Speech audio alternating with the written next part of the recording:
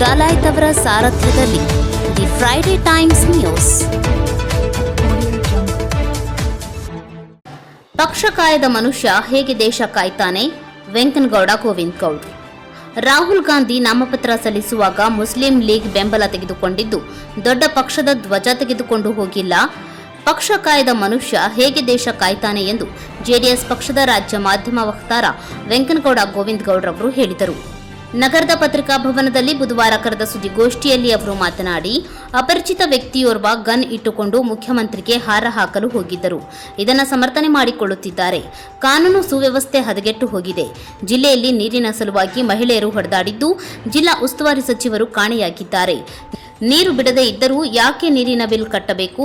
ಸರ್ಕಾರ ಮನ್ನಾ ಮಾಡಬೇಕು. ಮಹದಾಯಿ ಯೋಜನೆಗೆ ರಾಜ್ಯ ಸರ್ಕಾರ ಚಾಲನೆ ನೀಡಿದ್ದರೆ ಯಾವುದೇ ಸಮಸ್ಯೆ ಆಗುತ್ತಿರಲಿಲ್ಲ ಎಂದು ಹೇಳಿದರು. ಸ್ವಾಮಿಗಳಿಗೆ ಆಗ್ರಹ ಮಾಡುತ್ತೇನೆ, ದಯವಿಟ್ಟು ಮಠಕ್ಕೆ ಕಳಂಕ ತರಬಾರದು. ಭಾವೈಕ್ಯತೆ ಸಂಕೇತ ಮಠವಾಗಿದೆ. ನೀವು ಮೊದಲು ಮಠ ತೊರೆಯಬೇಕು. ಒಂದು ಪಕ್ಷದ ವಿರುದ್ಧ ಇವರು ರಾಜಕೀಯ ಮಾಡಿದರೆ ಮಠಕ್ಕೆ ರಾಜಕೀಯ ಬಣ್ಣ ಹಚ್ಚುತ್ತಿದ್ದಾರೆ. ಇವರ ನಿಲುವು ಹೇಗೆ ಎನ್ನುವುದು ತಿಳಿಯುತ್ತಿಲ್ಲ. ಸುಮ್ಮನೆ ಪ್ರಚಾರಕ್ಕಾಗಿ ಹಾಗೆ ಮಾಡುತ್ತಿದ್ದಾರೆ. ಸಮಾಜದ ಬಗ್ಗೆ ಇವರಿಗೆ ಕಳಕಳಿ ಇದ್ದರೆ ರಾಜಕೀಯ ಮಾಡಬಾರದು. ಮೊದಲು ಮಠ ಬಿಟ್ಟು ರಾಜಕೀಯ ಮಾಡಿ. ಮೊದಲಿನಿಂದ ಕಾಂಗ್ರೆಸ್ ಪರ ಸ್ವಾಮಿಗಳು ಇದ್ದಾರೆ. ಅವರ ನಿಲುವು ಬದಲಿಸದಿದ್ದರೆ ಮಠದ ಭಕ್ತರ ಜೊತೆ ಚರ್ಚಿಸಿ ಶ್ರೀಗಳ ವಿರುದ್ಧ ಧರಣಿ ಮಾಡಲಾಗುವುದು ಎಂದು ಹೇಳಿದರು.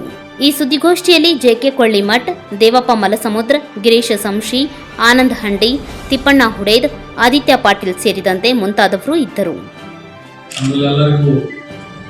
ಯುಗಾದಿ ಹಬ್ಬದ ರಂಜಾನಂದು ಶುಭಾಶಯಗಳು. ಮೊನ್ನೆ ರಾಹುಲ್ ಗಾಂಧಿ ಅವರು ನಾಮಿನೇಷನ್ ಮಾಡಿದ್ರು.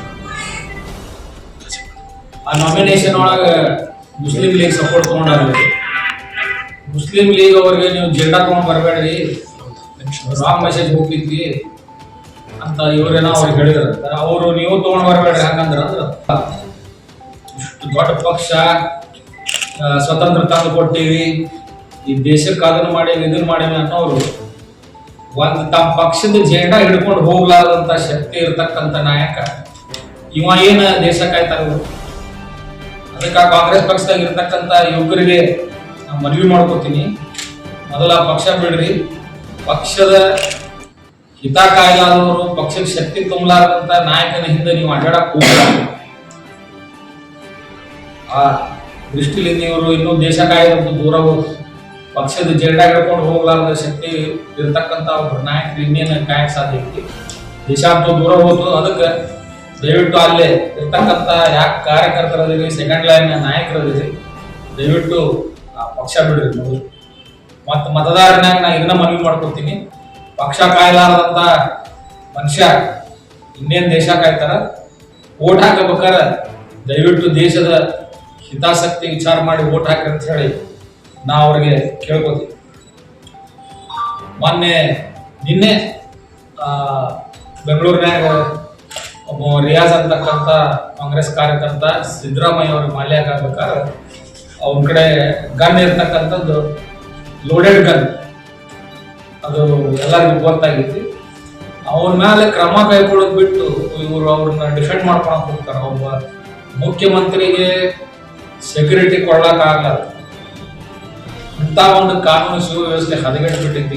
ಅಪೀಸ್ಮೆಂಟ್ ಪೊಲಿಟಿಕ್ಸ್ ಅಷ್ಟಾಕೊಂಡ ಇವರು ಅಪೀಸ್ ಮಾಡಾಕ ನಮ್ಮ ಉಪಮುಖ್ಯಮಂತ್ರಿಗಳು ಅವ್ರು ತಮ್ಮ ಸೆಕ್ಯೂರಿಟಿಗೆ ಯಾರ್ಯಾರು ಏನೇನು ಇಟ್ಕೊಂಡಿರ್ತಾರೆ, ನಮ್ಮ ಗನ್ಮನ್ಗಳ ಕಡೆ ಗನ್ ಇರ್ತಾವ ಅಂತ ಹೇಳ್ತಾರೆ. ಗನ್ಮನ್ಗಳು ಕೆಲಸ ಪ್ರೊಟೆಕ್ಷನ್ ಕೊಡುತ್ತೆ. ಇವರು ತಮಗೆ ಪ್ರೊಟೆಕ್ಷನ್ ಬೇಕಂತಂದ್ರೆ ಅವ್ರಿಗೆ ಏನು ಬೇಕು ಅದನ್ನ ಮಾಡ್ಕೋಬೇಕು. ಅದು ಬಿಟ್ಟು ಇವರು ಗನ್ ತಗೊಂಬಂದ್ರು ಸಪೋರ್ಟ್ ಮಾಡೋದು, ಅವ್ರು ಬಾಂಬ್ ಹಾಕಿದ್ರು ಸಪೋರ್ಟ್ ಮಾಡೋದು, ಮಿತಿ ಮೀರಿ ಅಪೀಸ್ಮೆಂಟ್ ಆತ. ಇದಕ್ಕೆ ರಾಜ್ಯ ಸರ್ಕಾರ ನಾಳೆ ಏನಾರ ಹೆಚ್ಚ ಕಡಿಮೆ ಅಂದ್ರೆ ರಾಜ್ಯ ಸರ್ಕಾರ ಮನೆಯಾಗ election time law and order ಅಂತೂ ಹೆಚ್ಚ ಕಡಿಮೆ ನಮ್ಮ ರಾಜ್ಯದಾಗ ಕುಸ್ತಾ ಹೋಗ್ಬಿಟ್ಟೈತಿ. ಇನ್ನಾರ ಎಚ್ಚೆತ್ಕೊಳ್ಬೇಕು. ಸಣ್ಣ ಸಣ್ಣ ಘಟನೆ ಇವು ಎಚ್ಚರಿಕೆ ಗಂಟೆ ಎಚ್ಚೆತ್ಕೊಳ್ಬೇಕು ರಾಜ್ಯ ಸರ್ಕಾರ ಅಂತ ಹೇಳಿ ನಾವು ಒತ್ತಾಯ ಮಾಡ್ತೀನಿ. ನಿನ್ನೆ ನಮ್ಮ ಗದಗ್ನ್ಯಾಗ ನೀರಿನ ಸಲುವಾಗಿ ಹೆಣ್ಮಕ್ಳ ಹೊರಗಡೆ ಮಿನಿಸ್ಟರ್ ಸುದ್ದಿನೇ ಇಲ್ಲ. ಮಿನಿಸ್ಟರ್ ಎಲ್ಲದ ಗೊತ್ತಿಲ್ಲ. ಗದಗ್ನ್ಯಾಗ ನೀರಿನ ಸಲುವಾಗಿ ಹೊಡೆದಾಡೋ ಮಟ್ಟಕ್ಕೆ ಇವರ ಪರಿಸ್ಥಿತಿ ಬಂದೈತೆ ಅಂದ್ರೆ ಇವ್ರು 40-50 ವರ್ಷ ಆಳಿ ಏನು ಸಾಧಿಸಿದ್ರು ಅಂತ ಹೇಳಿ ಕೇಳಬೇಕಾಗಿದೆ. ಮುಂದಾಲೋಚನೆ ಇವರಿಗೆ ಇರಂಗಿಲ್ಲ. ಪ್ರತಿ ವರ್ಷ ನೀರಿನ ಸಮಸ್ಯೆ ನಮ್ಗೆ ಆಗುತ್ತೆ. ಬ್ಯಾಸ್ಗೆ ಈಗ ಸ್ಟಾರ್ಟ್ ಆಗೈತಿ, ಇನ್ನೂ 2 ತಿಂಗಳ ನಾವು ಹೆಂಗೆ ಕಳೀಬೇಕು. ನಮ್ದು ಒತ್ತಾಯ 4 ತಿಂಗಳ ಏನು ಇವರು ನೀರು ಬಿಡಂಗಿಲ್ಲ, 4 ತಿಂಗಳದ ನಾಳದ ಬಿಲ್ ಇವ್ರು ತುಂಬಿಸ್ಕೊಬಾರ್ದು. ಸಾರ್ವಜನಿಕರ ಕಡೆ ಅದನ್ನ ಮನ್ನಾ ಮಾಡೋ ವ್ಯವಸ್ಥೆ ಮಾಡ್ಬೇಕು. ಯಾಕಂದ್ರೆ 1000 ರೂಪಾಯಿ ಕೊಟ್ಟು ನಾವು ಟ್ಯಾಂಕರ್ ಹಾಕಿಸ್ಬೇಕು, ಮತ್ತೆ 120 ರೂಪಾಯಿ ಕೊಟ್ಟು ಇವ್ರಿಗೆ ಬಿಲ್ ಕಟ್ಟಬೇಕು ನಾವು, ನಳದ ಬಿಲ್. ಮತ್ತೆ ನೀರ ಬರಲಿಲ್ಲ, ನಳದ ಬಿಲ್ ಕಟ್ಟೋದ್ರಾಗ ಅರ್ಥನಿಲ್ಲ. ಅದನ್ನ ಮನ್ನಾ ಮಾಡ್ರಿ. ಮಿನಿಸ್ಟರ್ ಸ್ವಲ್ಪ ಊರಾಗ ದಯವಿಟ್ಟು ತಾವು ಅಡ್ಡಾಡ್ರಿ. ಇಲೆಕ್ಷನ್ನಾಗ ಹೇಳಿದ್ರಿ ನೀರಿಂದ ನಾನು ವ್ಯವಸ್ಥೆ ಮಾಡ್ಬಿಡ್ತೀನಿ, ನಾನು ಎಲ್ಲ ನೀರಿನ ಸಮಸ್ಯೆ ಪರಿಹಾರ ಮಾಡ್ತೀನಿ ಅಂತ ಹೇಳಿ. ನಾ ಅವಾಗೂ ಕೇಳೀನಿ, ಈಗೂ ಕೇಳ್ತೀನಿ. 300 ಕೋಟಿ ರೂಪಾಯಿ ಏನಾಯ್ತು? 300 ಕೋಟಿ ರೂಪಾಯಿ ನೀವು 24/7 ಅಂತ ಹಾಕಿದ್ರಲ್ಲ, ಆ ದುಡ್ಡು ಏನಾಯ್ತು? ಇನ್ನೂ ನಮಗೆ ಸಮರ್ಪಕವಾಗಿ ನೀರು ಬರುವವು. ದಿನಾಂಕು ದೂರ ಹೋಗ್ತು. ನಮ್ಮ ಕಡೆಗೆ ವಾರಕ್ಕೆ ಒಂದ್ಸಲ ಚಂದ ನೀರು ಬಿಟ್ರೆ ನಮ್ಮ ಮಂದಿ ನೆಮ್ಮದಿಲೇ ಇರ್ತಾರೆ.